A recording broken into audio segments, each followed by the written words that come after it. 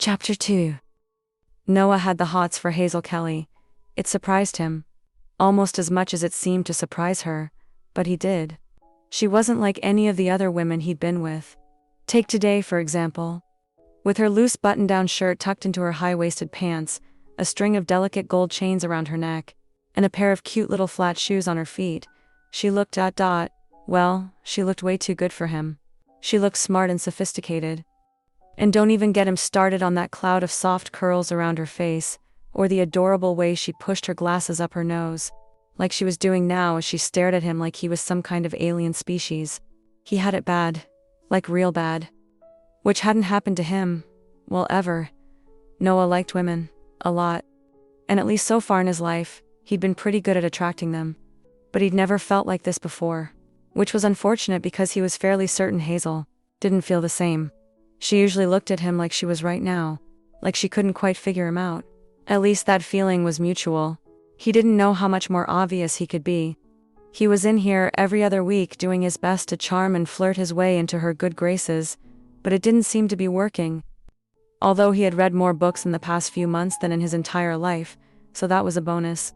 He should probably just be honest and ask her out or something. It had worked for Logan eventually anyway, and now he had Jeannie and they were sickeningly happy together and all that. But they were different. Hazel was different, and Noah was completely out of his element. An adventure? She asked, startling him out of his swirling thoughts about her cuteness and his ineptitude. Yeah. I don't know, maybe someone is leaving you. Clues like a scavenger hunt or something. Hazel frowned, a little crease forming between her brows. Seems unlikely. Maybe, but unlikely things happen all the time.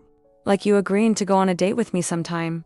He almost said it, almost asked her, but then she was moving briskly back behind the counter and ringing up his new book. Is this all?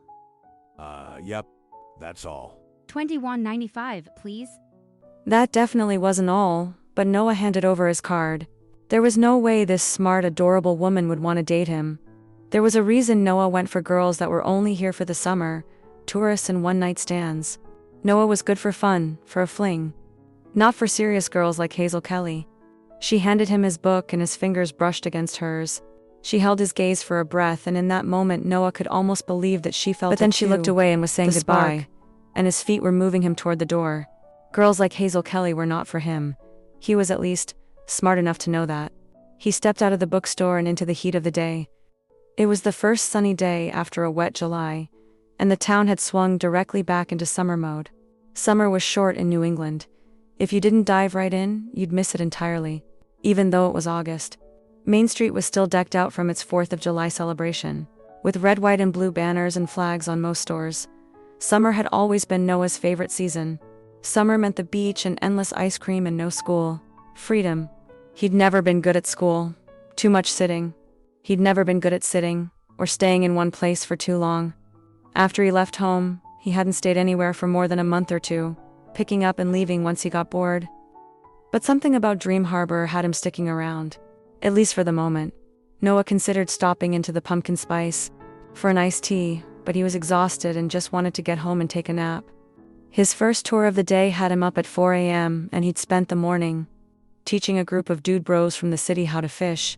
Unfortunately, the bulk of Noah's business came from guys who knew nothing about the water or boats or fish, and it was his job to take them out and make them feel like they did. In reality, Noah did most of the work, made sure fish were caught, cleaned, and packaged up to take home, while the guys got drunk in the sun. But it paid the bills and he got to be out on the water, so it wasn't a bad deal. And it was better than taking over his family's seafood empire up on the North Shore. His sisters were better at running it anyway. He hadn't needed to stick around to know that would be true, even if he did still feel guilty for leaving. But that was less about the business and more about the people. He knew that too. He just didn't feel like dealing with it yet.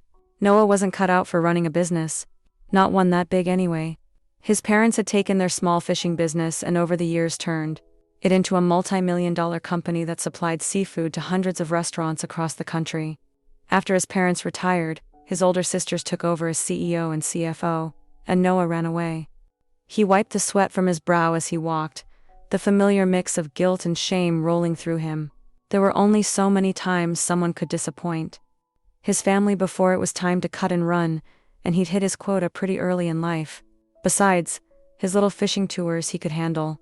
He could schedule them and run them all on his own, and that meant there was no one to let down when the whole enterprise inevitably went under. Much simpler that way. He made his way through town, thinking about how he should probably call his sisters and about Hazel and about how many tours he had scheduled for the rest of the week, letting his mind bounce from topic to topic as he walked, slowly letting go of the memories of his past mistakes. By the time the house was visible, his thoughts had circled back around to Hazel and that book she had been reading, and if she liked guys with boats, because he happened to be a guy with a boat, maybe he should ask her out after all. Noah started his climb down the rocky shoreline. There used to be a path here from the road to the beach, but it had eroded away over the years. So now to get down to the sand you had to climb over some large boulders and chunks of concrete. But Noah didn't mind. The public beach a few miles down the road had much better access, and would be packed on a day like this. But here, it was quiet. He toed off his shoes when he made it to the sand, and dug his feet in, immediately feeling calmer. When he had landed in Dream Harbor a few years ago, Noah had lived on his boat for a while until he'd found a row of old fisherman shacks on a forgotten stretch of beach, sure that if someone fixed them up, they'd do great as short-term rental properties. He'd started doing just that to one of them, as a little side project, about a year ago, half expecting someone to show up and tell him he couldn't, but so far no one ever had. So now he's secretly camped out here sometimes. He still stayed in the apartment above Mac's bar most of the time. And as far as the nosy townsfolk knew, that apartment was his home. Someday he'd get around to telling Mayor Kelly about his ideas and see about buying these old shacks. Maybe it was a stupid idea. He'd had no shortage of those in his life. Or maybe he'd get arrested for squatting. He wasn't really sure. But for now he liked it here. He opened the door to the little house and stepped into the cool interior. The sea breeze that came in through the front windows kept the house comfortable even on hot days like today. They'd need better insulation if anyone wanted to stay through the winter, but Noah had already patched up the roof and laid new flooring.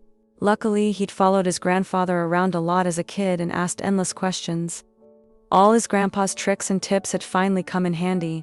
The whole house was maybe 400 square feet if he was being generous, but it fit a kitchenette, a queen-size bed, and a bathroom with plumbing that was older than him and questionable at best. Noah tossed his new book on the bed and pulled a cold beer out of the cooler he kept in the kitchenette. Electricity was the other thing, besides the plumbing, that he hadn't been able to fix on his own, so he was still roughing it, but it was so peaceful here he didn't mind.